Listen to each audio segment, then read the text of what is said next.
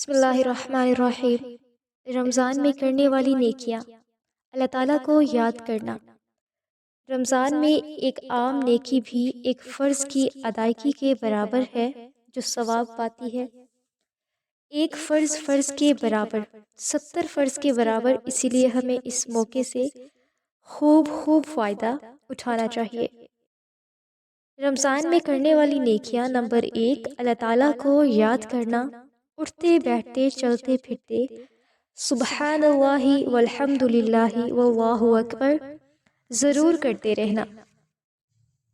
لا حول ولا قوت الا باللہ کثرت سے پڑھنا کہ آپ صلی اللہ علیہ وآلہ وسلم نے فرمایا، اے عبداللہ بن قیس، کیا میں تمہیں جنت کے خزانوں میں ایک خزانے کے متعلق نہ بتاؤں؟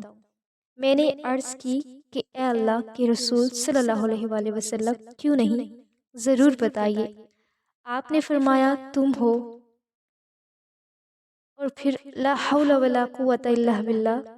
اسی طرح درود شریف کی کثرت، اگر لمبا درود شریف نہ بھی پڑھ سکے تو اتنا کہنا کہ اللہم صلی علی محمد یا پھر صلی اللہ علیہ وآلہ وسلم۔ اس کا ذکر آسانی سے کیا جا سکتا ہے۔